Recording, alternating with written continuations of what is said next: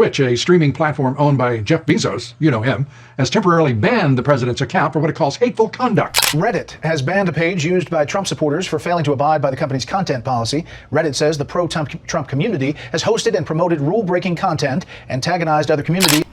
We turn now to Facebook and the growing list of companies that have vowed to stop advertising on the platform over how it handles hate speech and other content that YouTube is continuing to ban the accounts of white supremacists in an effort to combat hate speech on its platform.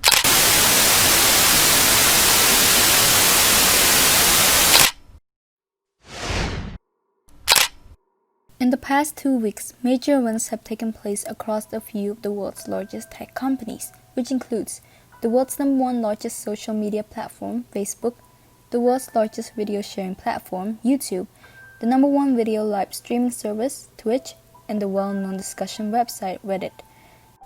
Some are calling these events the online purge of 2020, or, even more dramatically, the death of the golden age of the internet. Let's examine these events. And every once in a while, I'll have one of these days. Trump's campaign launched his Twitch page on October 2019 to be used for broadcasting rallies and campaign events. This page has now been temporarily banned by Twitch for, quote, hateful conduct, following a rebroadcast of Trump's infamous rally during which he said that Mexico was sending rapists to the United States. When Mexico sends its people, they're not sending their best. Bringing drugs, they're bringing crime, they're rapists, and some, I assume, are good people. Like anyone else, politicians on Twitch must adhere to our terms of service and community guidelines. We do not make exceptions for political or newsworthy content and will take action on content reported to us that violates our rules, a Twitch spokesperson said. The racist language Trump was banned for is often allowed on other platforms due to him being a politician and the President of the United States. By contrast, Twitch doesn't care.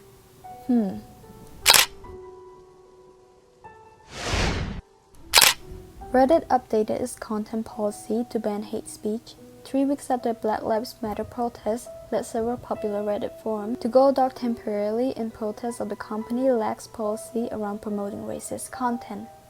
For years, the platform has been committed to free speech and free expression. People used to be able to go on Reddit and discuss whatever they liked, but that has now changed. Reddit's new policy begins with a rule that reads, "Remember the human. Reddit is a place for creating community and belonging, not for attacking marginalized or vulnerable groups of people. Everyone has a right to use Reddit free of harassment, bullying, and threats of violence. Communities and people that incite violence or that promote hate based on identity or vulnerability will be banned." The banned subreddits include r/TheDonald, the largest pro-Trump forum on the internet, with almost 800,000 members. As with any other major change, there is controversy surrounding this. The company banned 2,000 subreddits, but has not released the names for 1,800 of them. The site claims only 10% of the banned subreddits had more than 10 daily active users. A user was quick to question the criteria for these bans and whether Reddit was biased in the selections, or if they had a list of objective things to look for. The CEO himself answered, saying the criteria includes, quote, abusive titles and descriptions, high ratio of hateful content, and high upvote ratio on hateful content. 5,500 dislikes. A different user replied to the CEO's comment, asking how the hell the subreddit has survived the purge. r/strugglefucking, a forum with 268,000 users where people share rape fantasy and murder fantasy pornography. The forum's rules include no, quote, weak posts where the woman is drugged unconscious during the entire rape. That's not rapey enough to fulfill their fantasies. Asking moderators to censor other people is prohibited. No posting off topic. You'll be kicked from the forum if your post is in a, quote, rape scenario. Another user demanded an explanation for why r/TheDonald was banned, but r/politics was not. The user linked to numerous highly upvoted comments on r/politics that incite violence. Some of these are: let's put arsenic in drinks and slip it to Trump supporters. I hope people vote in November so we can get the political or real guillotines ready for the ass wipes. Fuck it. the trees of liberty must be refreshed from time to time with the blood of patriots and tyrants. I hope the next MAGA, Make America Great Again meeting results in a mass shooting. I'm tired of this shit and I'm ready for another civil war. That or let us go. We metrosexuals do not want to be part of this bullshit anymore.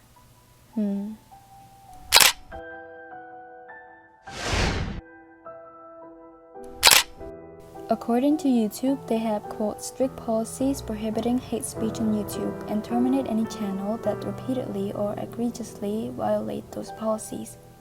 After updating our guidelines to better address supremacist content, we saw a 5-time spike in video removals and have terminated over 25,000 channels for violating our hate speech policies.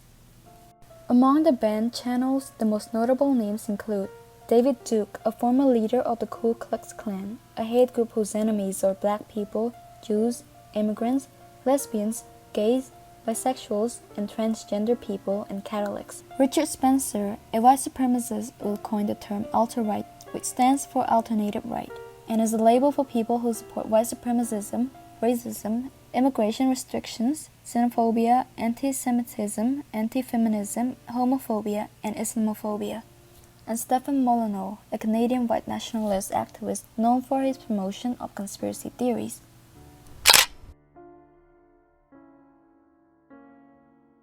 So, in the span of 1 week, Twitch has suspended Donald Trump's account, Reddit has been a gathering place for Donald Trump supporters and 2,000 more subreddits, and YouTube has banned 25,000 channels, among them many political commentators. In total, these bans amount to millions of people being cut off from receiving information and engaging in conversation about matters which interest them. The common goal of these bans is to crack down on hate speech, but why now? Why July 2020? What pushed them to make changes?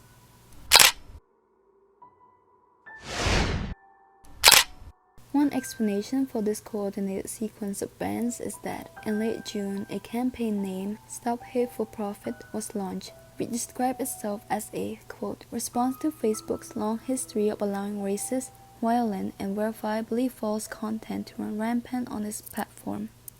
As we all know, it's easy to be exposed to fake information on Facebook. Without Facebook, there'd be much fewer flat earthers, anti-vaxxers, and alpha spin buyers. But recently, the misinformation being spread has become much more dangerous. COVID-19 fake news are birthing coronavirus deniers, believers that 5G caused COVID, and anti-maskers. This misinformation has undoubtedly led to an untold number of people being infected by COVID and exposing their friends and family to the same danger. It's also common knowledge that Facebook is a breeding ground for hate speech, which is defined as, quote, speech that expresses hate or encourages violence toward a person or group based on something such as race, religion, sex, or sexual orientation. With the Black Lives Matter movement raging on, it's no surprise that people are beginning to take a firmer stance against hate speech and racism. Surely you can think of a few instances where Facebook users were encouraging violence against a person or group. Well, these two problems, fake news and hate speech, are what the Stop Hate for Profit campaign is demanding Facebook fix. People are angry that the platform with 2.6 billion monthly users, not including Instagram, does nothing to protect its users from spreading fake news and promoting violence and racism. Experts estimate that the fake news and propaganda industry is currently worth hundreds of millions of dollars, and Facebook is only fostering its growth. In a few years, it will become a billion-dollar industry. People are not only being imperiled by the fake news, but the websites that make this stuff are making money from it. A shocking headline gets people to click on the website, earning the website ad revenue. People then make the website more money by sharing the fake article with their friends. It's a serious problem that Facebook has to fix. To support the Stop Hate for Profit campaign, hundreds of advertisers including Starbucks, Coca-Cola, and Ford have begun pulling their ads from Facebook, instantly lowering Mark Zuckerberg's net worth by $7 billion. But advertisers pulling their ad not only causes Facebook to lose money. Content creators on Facebook are also affected. Without running ads, people cannot earn money from their content, thus the boycott affects millions of people's livelihoods. Unsurprisingly, Facebook quickly waved the white flag and announced that it will be taking action to combat misinformation and hate speech on the platform. It is natural then that Twitch, Reddit, and YouTube have all taken swift action to update their policies and crack down on these problems as well, fearing that the boycott would spread to their platforms and cost them serious money. On a video titled, "A Massive Online Purchase Happened," a wise internet user by the name of 321GoBonkers commented saying, quote, "Funny how this is happening coming up to the election. Real funny." You have a point, 321GoBonkers. It is funny. In late May, Twitter began hiding Trump's tweet behind a warning label that said the message violated its policy against glorifying violence. It was the first time Twitter applied that warning to any public figure's tweets. A few days later, Snapchat has said it will no longer promote Trump's account after determining that the president's post could be seen as encouraging violence. "We will not amplify voices who incite racial violence and injustice by giving them free promotion," a Snapchat spokeswoman said. "We simply cannot promote accounts in America that are linked to people who incite racial violence." A month later, Reddit bans a forum of 800,000 Trump supporters. Minutes after that, Twitch bans Donald Trump's account. It's simple. These companies do not want Trump to be re-elected. Many people are happy that these tech companies are finally working to eliminate hate speech. Others not so much. These people believe that censoring hate speech is the first step to censoring everything else. As a wise YouTube commenter pointed out, blocking hate speech is cool and all until someone decides that hate speech is anything critical of someone else. It's important to understand that the First Amendment, which protects the right to freedom of speech, does in fact protect hate speech. There's no exception for hate speech under the First Amendment's protection of freedom of expression, unless the speech is direct, personal, and either truly threatening or violently provocative. In other words, people have the right to say racist things so long as the speech isn't so compelling that it joins people into carrying out violence. It's also legal for private companies to infringe on these rights, however. Social media companies have the ability to moderate the content and control what is said on their platforms since it is they who own it. Nevertheless, many creators are pushing for these internet companies to protect freedom of speech on their platforms. While these creators aren't trying to promote hate speech, their argument is that the bans, despite reducing hate speech on the platform, also act as barriers to conversation about many, often political, topics. Those 2,000 subreddits and 25,000 YouTube channels weren't always encouraging people to commit acts of terror. The people there were also discussing various topics and ideas. Even if those ideas weren't exactly harmless, people need the ability to express themselves and they should be given the liberty to participate in the marketplace of ideas. Another argument opposing censorship is that it can be a double-edged sword. As a YouTuber put it, quote, "The best disinfectant for bad ideas is sunlight." When a content creator uploads a video to YouTube in which he shares extreme, dangerous, dumb ideas, the millions of other YouTubers can upload videos of their own in order to respond to and debunk or refute against those ideas. But when YouTube outright bans a creator, they're not dissolving his or her ideas. That creator doesn't change his mind about things just because he got banned. Instead, he and his followers will migrate to a different platform where the ideas will continue to grow without anyone to refute them. In other words, when YouTube bans someone because of his or her opinions, they're just adding fuel to the fire. Rather than ban people without their views, people have suggested that YouTube 1. Add warning labels to those videos.